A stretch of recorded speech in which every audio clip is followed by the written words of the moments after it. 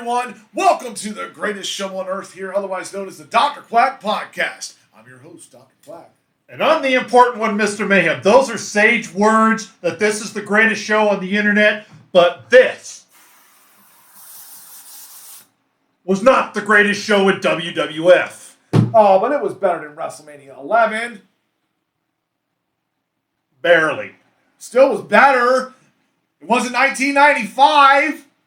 Okay, it's the difference between having 3 kernels of corn in the shit versus 2. Okay, well, I'll agree with that. But this took place on March 23rd, 1997 at the Rosemount Horizon. And yeah, we had a packed crowd here. 237 online, 237,000 online, 18,000 plus in the Rosemount Horizon. And let's get down to it, because on commentary, we had Vince McMahon, Jim Ross, Jerry Lawler, the Honky Tonk Man, Shawn Michaels, and probably your cousin. No. It was my step-cousin twice removed. They had everybody out there, and they needed to, because Vince McMahon started to realize he needed to quit being the play-by-play guy, because at this point, all he did was talk all day long, and he did not shut up, and he could not stop talking, and he had no excitement in his voice. He sounded like the robot from Gilligan's Island. King was just straight garbage one-liners. In fact, Jim Ross called him out on asking if he was reading from the same joke book he used last pay-per-view. And Jim Ross started out as Art Donovan. How much does this guy weigh? Then he moved into being Michael Cole before Michael Cole existed, talking about all the different sponsorships going on in the World Wrestling Federation, and then became a really good commentator towards the end. So, Jim Ross got really snarky with Jerry Lawler quite a bit during that first half. Yeah, he did. We'll talk about that in a minute. And he also tried to be Pettingill and be the guy going back, hey, what do you think about that last match that just happened? Whoa, somebody's attacking in there. And we don't care about that anymore either. Yeah, on interviews besides Jim Ross out there trying to, Todd Pettingill. And don't forget, Doc Hendricks. He was stuck in the 80s. Yeah, but at least this time Doc Hendricks only had one segment and he was somewhat sedate. Pettingillis wasn't horrible this time. I didn't want to go screaming into the night with a pin sticking out of my neck, so we did better. Let's get into the first match, because this one's awful. Oh, hold on, no, because we forgot our French commentary team. Jean Bouchard and Ray Rougeau. Yeah, okay, and we also had Carlos Cabrera and Hugo Savinovich out there as the Mexican announce team. The tables, these were the tables. They weren't the nice big setups they have now. And in one match later on, they tried to give a pile driver, but the table was so rickety, they couldn't jump, so it wasn't a pile driver. It was just a, hey, let's fall on the floor. And on ring announcing, we had one good thing, the honorable, the legendary Howard Finkel. That deserves 2 thumbs up, just because it's Howard Finkel. Yes. And moving along here, you want to go down to referees? We had Jimmy Corderas out there. We had Earl Hebner. We had Jack Doan. Ken Shamrock is a special guest referee. And Billy Silverman, before he was with WCW, he was part of the WWF. Yeah, now let's go into this opening match now, because you're dying to get through this, and I understand. The Headbangers, Doug Furnace, Philip LaFawn. The Goblins, Henry O and Phineas I with Hillbilly Jim. And the Blackjacks, Blackjack Bradshaw and Blackjack Wyndham, all in a fatal 4-way elimination tag team championship match for the number 1 contendership. The greatest thing about this show, this was before they were stars, because every match had somebody that was a wrestling champion, heavyweight champion in the WWF or WWE. Somewhere along the way, yes, they all hadn't got there yet. I think you described it best. This is the MTV version of before they were stars. Yes, and this match here had Bradshaw, who was a champion there, JBL. Yeah, but at this time, he was the sponsor for Grecian Formula, that black hair, and the Grecian Formula that he put on Blackjack Mulligan Jr.'s head, a.k.a. Barry Windham's head, looked god-awful. Them assless chaps looked stupid. And this match, luckily, was short. It was only like 10 minutes long. And Bradshaw and Wyndham and Furness and LaFawn eliminated themselves. Bradshaw got disqualified and Furness got counted out. And therefore, these two guys eliminated themselves at the same time. And then we had Mosh pinning Phineas or Midian. At least he was wearing clothes. to win the match. So Mosh and Thrasher moved on to, I think it was on the Raw. The next night was going to be their title match against whoever held the tag team That was titles. the New Age Outlaws. They're facing the Outlaws? Yes. Okay. Sure. How little I cared about Mosh and Thrasher winning. Jerry Lawler, all he could do was put over. They look weird. They look weird because they were wearing dresses. 1.5 stars. Yeah, I mean, I went 2 stars on it. The fans did not care. This was not a great setting of the table. No. But at least it was quick. It was quick. And it was not a great setting for our ears listening to Jim Ross and Vince McMahon try and out-hick each other and sound more country than the other. I mean, at least 2 of the teams got eliminated in the first 4 minutes with a combination disqualification and countout. Which led to Vince McMahon and Jim Ross talking about the pig farming contest in Kentucky next week. Yeah, pretty much. Moving along here, we have my 2-finger salute. Yeah, it better be. Because this match here, I'm going to tell you, there's a lot of reasons why this match sucked. And I'm talking about The Rock, Rocky Maivia over here, taking on the Sultan, otherwise known later as Rikishi Fatu, and, Man on the Streets, and all this other 10,000 gimmicks. But I'll tell you, the worst part of this match was the commentary team. Because you had Jim Ross, you had Vince McMahon, you had Jerry Lawler, and his cousin, the Honky Tonk Man. I mean, all of this, plus we had to point out that Tony Atlas was in the crowd. And Captain Lou Albano. And Jim Ross threw it as a little inside joke, because at this time, kayfabe kind of still existed. So, yes, in real life, the Honky Tonk Man, Roy Wayne Ferris, and Jerry Christopher Lawler, are first cousins once removed. So they really are cousins. But Jim Ross threw the jab of, hey, you act like you guys are cousins or something. So it was a little inside rib there. But yeah, this thing was awful. Rocky Maivia, he hadn't joined the Nation of Domination yet. He was still, you can't smile enough. The Die Rocky Die hasn't even started yet.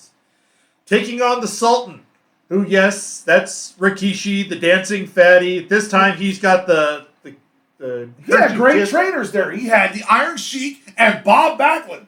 And he had a Hershey's Kiss on his head to start gaining weight. This match was very unthrilling. This was on Hawaii Wrestling before it was known as the Bloodline. Yeah, pretty much. I didn't care about this. I'm not even going to the other thing. Yippee, 1.25 stars.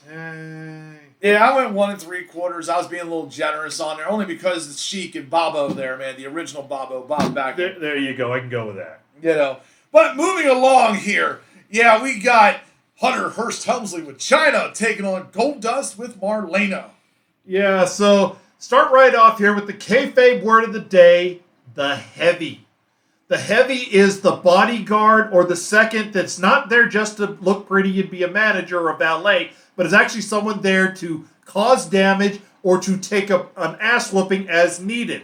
Kayfabe word of the day, the heavy. And China was revolutionary as the first woman to play the heavy. And she did a great job here.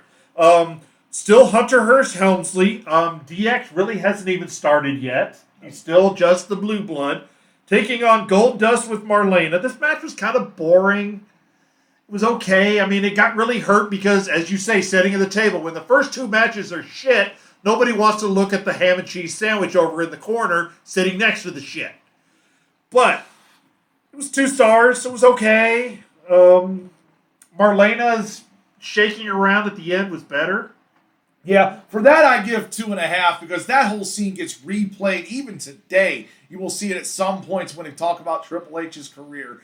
I mean, when he knocked Marlena into China and China swung her around like a rag doll. I mean, that looked realistic and probably hurt like hell, I can imagine, for Marlena.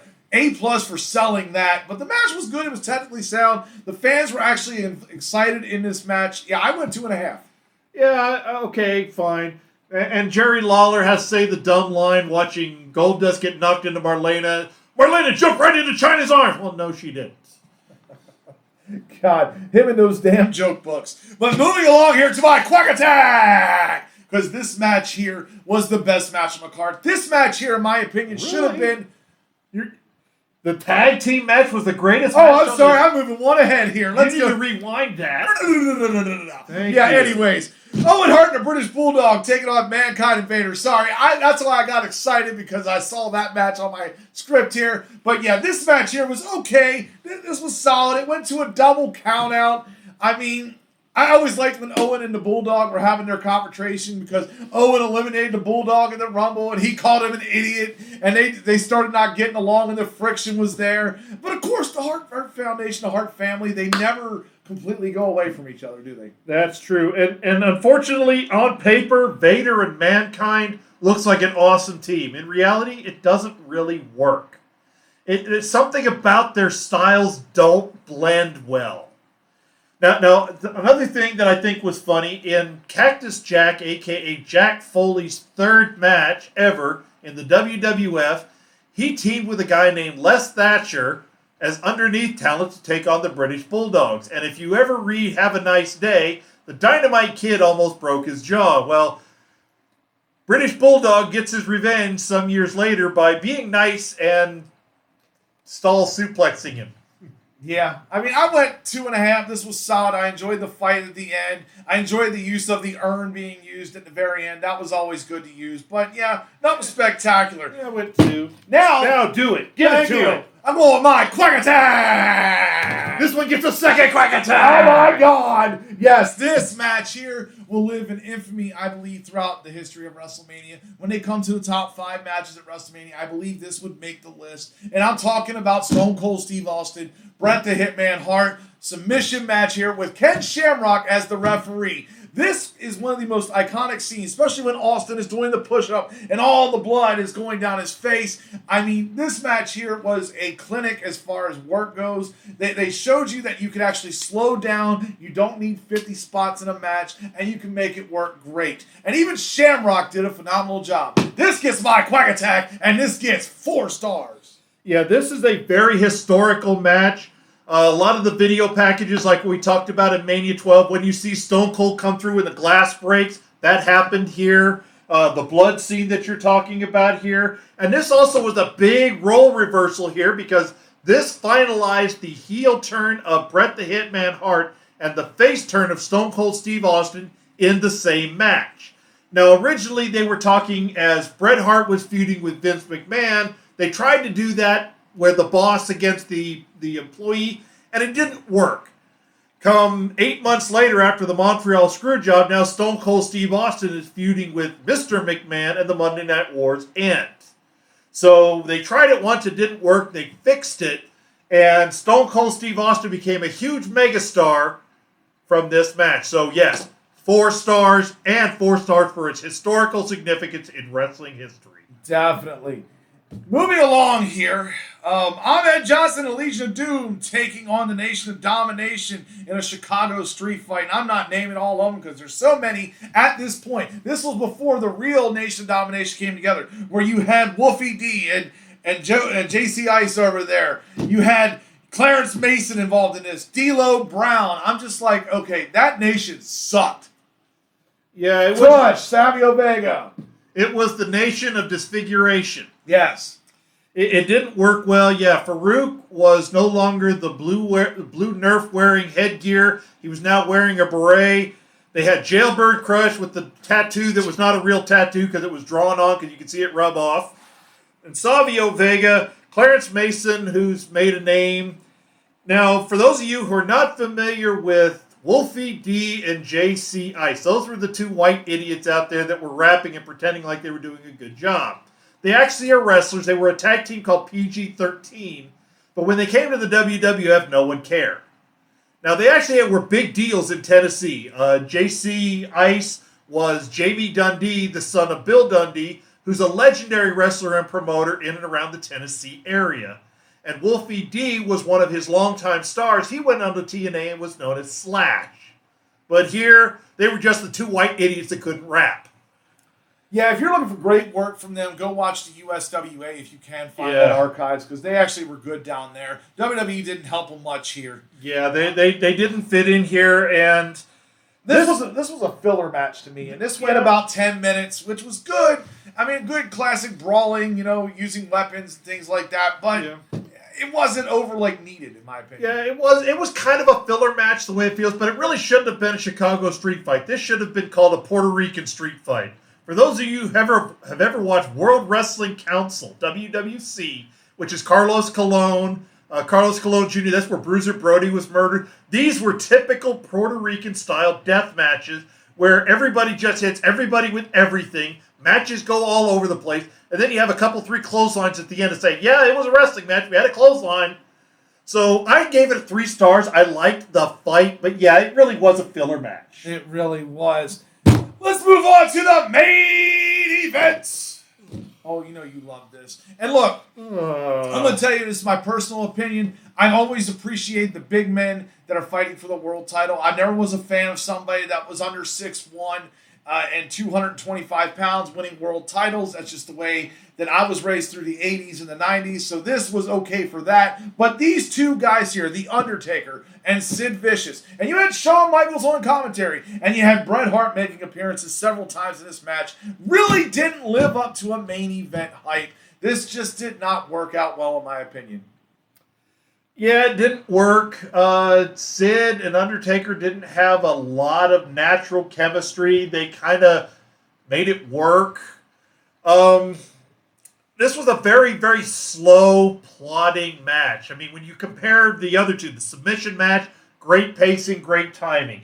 When you had the ultimate chaos of the street fight, this slow, plodding style really was obvious, and it really was off-putting in the grand scheme of the story. As you always say, when you set the table, well, when you set 2 great things next to the turkey skin, nobody wants the turkey skin. Yeah, but now you've got pumpkin pie with shit on it.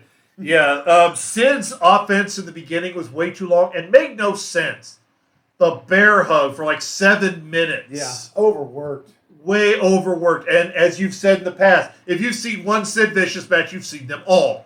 Yeah, this would have worked if it was 1975 and Chief Jay Strongbow and Bruno were around. But yeah, this was, 1997. You need a little more energy with this. Yeah, and actually the thing I liked about this match, I gave the action of this match 1 3/4 stars.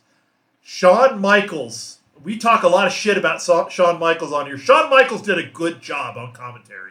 He was not loud. He had multiple tones. He didn't embarrass himself. He actually called it straight down the middle. He did continue his feud, his real-life world feud with Bret Hart, but he didn't say anything out of place like Sunny Days. He just said things like, hey, newsflash, Bret Hart doesn't like me. And what hurt this match even more was Bret Hart came out, cut a promo on both of them, got kicked out of the ring, and then came back 2 more times. This match already was bad, and then that bad finish made it even worse. The action 1 3/4, total with Shawn Michaels 2 1/4. Yeah, I mean, I went a little higher because it was the main event, but it was not a great main event. I went 2 3/4. I mean, this shouldn't have been put there. This should have been Austin. This should have been Bret. But that happens in professional wrestling. Sometimes the undercard match is actually better than the main event. Yep. But it happens. I went 2 3/4. But that is the end of our show here. This is 2 times now, 2 matches that would not be on The Undertaker's greatest hits. Yeah, I mean, this was better than Sid taking on Hulk Hogan. Congratulations, Sid, on making that. Ooh. But yeah, that's the end of our show. And our next show here is getting ready to come out. It'll be the final show of the year. Oh, boy. What's the matter? Are we done with WrestleManias? That we are for the show. Now. For now, yeah. Maybe we'll come back. And it's not 95, right? It's not 95. Okay. We're going to Hit me.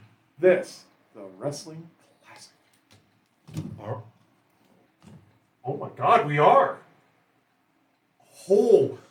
This is from 1983, folks. Now, this is not great by any stretch of the imagination, but this is a true piece of wrestling history, and I'm glad you actually got it. See? Thank you. Had to give you a break. Thank you, sir. Yes. Oh, and congratulations on your Hall of Fame victory. To you as well, sir. All right. Now you're part of 2 Hall of Fame.